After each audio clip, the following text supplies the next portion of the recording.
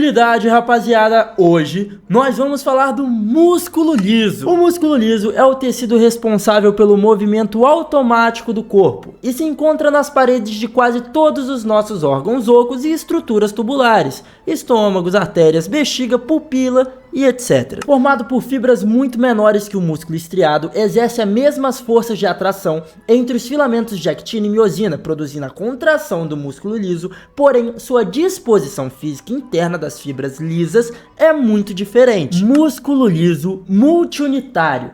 Formado por fibras musculares lisas, separadas e discretas, cada uma das fibras atua independente das demais. A superfície externa está coberta por uma capa de substâncias similares a uma membrana basal, colágeno e glucoproteínas. A contração é independente e o seu controle se exerce por sinais nervosos. Pode se contrair de maneira independente porque cada célula muscular contém sua inervação própria. Exemplo, músculo dilatador e constrictor da pupila. Músculo liso unitário, uma massa de milhares de fibras musculares lisas que se contraem juntas como uma unidade única. As fibras estão dispostas em lâminas ou fascículos. As membranas celulares estão unidas por uniões em hendiduras, uniões comunicantes, através das quais os íons podem fluir de uma fibra para outra, também chamado músculo liso visceral. Exemplo, tubo digestivo, ureteres, útero e vasos sanguíneos. Mecanismo de contração do músculo liso. Grande número de filamentos de actina estão unidos aos corpos densos. Alguns corpos densos estão unidos às membranas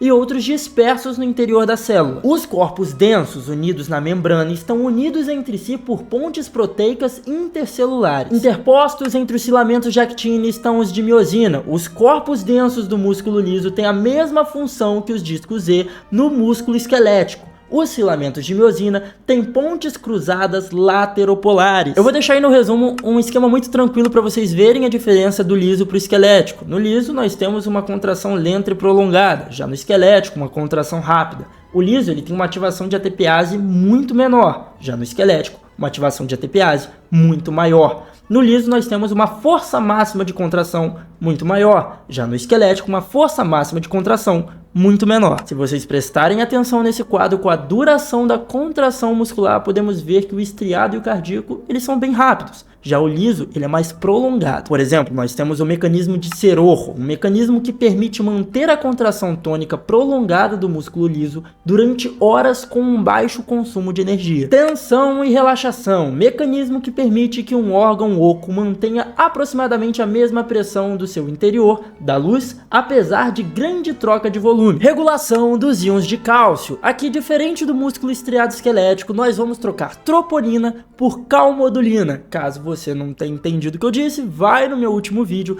que eu fiz uma explicação sobre contração do músculo estriado esquelético. Aqui os íons de cálcio se unem à calmodulina. A combinação cálcio e calmodulina se une à miosina cinasa, que é uma enzima fosforiladora e a ativa. As cabeças da miosina fosforilam. A resposta dessa miosina cinasa faz com que as cabeças de miosina possam se insertar nos pontos ativos dos filamentos de actina. Combinação de cálcio com calmodulina. No lugar da troponina, as células musculares lisas contêm uma grande quantidade de outras proteínas reguladoras denominadas calmodulina, o que é similar à troponina, porém inicia a contração de maneira diferente. Os íons de cálcio e a calmodulina se unem à miosina cinasa, enzima fosforiladora. Uma das cabeças da miosina, cabeça reguladora, se fosforila em resposta à miosina cinasa. Quando essa cadeia não está fosforilada, não acontece o ciclo de união e separação da cabeça de miosina aos filamentos de actina. A diminuição de cálcio inverte os processos de sinalização automaticamente, exceto a fosforilação da cabeça de miosina.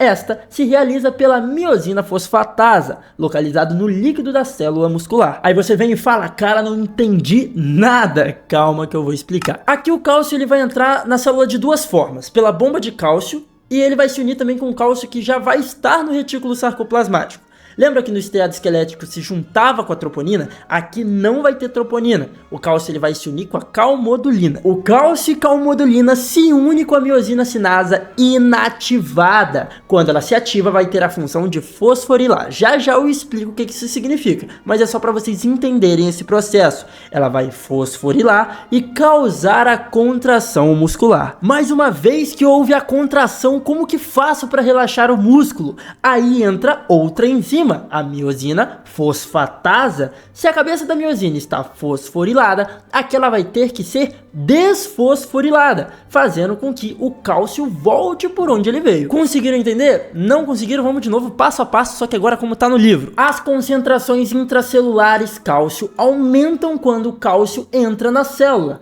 O cálcio se une com a calmodulina e o cálcio e calmodulina ativam a quinasa de cadeia leve da miosina. A quinase de cadeia leve da miosina fosforila as cadeias leves nas cabeças da miosina e aumentam a atividade da miosina ATPase. As pontes cruzadas da miosina ativa e se deslizam ao longo da actina e geram a tensão muscular. Lembrem-se, sempre que vocês estiverem estudando, nunca procurem só uma fonte de explicação. Explicações podem ter ordens diferentes e nomenclaturas diferentes dependendo da perspectiva que vocês forem olhar. Mas sempre construa uma boa base para que você consiga expandir esse conhecimento com mais facilidade. Um bom alicerce te dá uma proporção de conhecimento ilimitado. Agora, como que o músculo vai relaxar? Menos miosina ATPasa conduz à diminuição da tensão muscular. A miosina fosfatasa elimina o fosfato da miosina, o que diminui a atividade de miosina ATPase. O cálcio se separa da calmodulina e o cálcio livre no citosol diminui quando o cálcio é bombeado para o exterior da célula ou novamente ao retículo sarcoplasmático. Então, nessa interrupção de contração, quando os níveis de íons de cálcio diminuem por baixo do nível crítico, os processos se invertem automaticamente. Isso ocasiona a aparição da enzima miosina fosfatasa, que cede o fosfato da cadeia ligeira reguladora que é necessário para a regulação da contração. O potencial de ação pode ser em espiga ou em meseta. Nós iremos nos aprofundar em outra aula, porém eu só coloquei aqui para que vocês saibam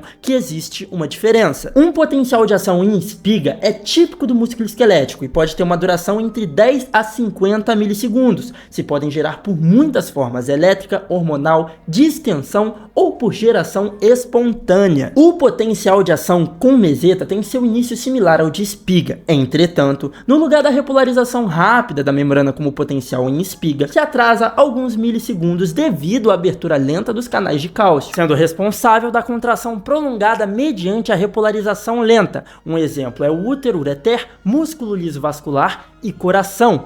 O potencial de ação de membrana em repouso do músculo liso é atualmente de menos 50 a menos 60 mV.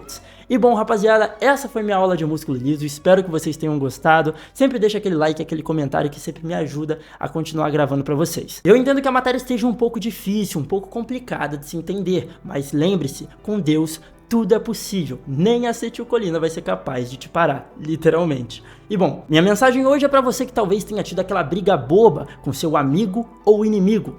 Cara, possivelmente você não sabe pelo que essa pessoa tá passando. Pessoas se estressam fácil, pessoas se irritam fácil. Em Tessalonicenses 4:5 diz: tomem cuidado para que ninguém pague o mal com o mal. Pelo contrário, procurem em todas as ocasiões fazer o bem uns aos outros, e até mesmo aqueles que não seguem os mesmos caminhos e crenças. Talvez nesse exato momento, o que o seu maior inimigo precisa é de um amigo como você. Em Lucas 6:31 diz: façam uns aos outros o mesmo que gostariam que fizessem a vocês. Bom, rapaziada, eu fico aqui. Valeu por terem assistido. Até a próxima.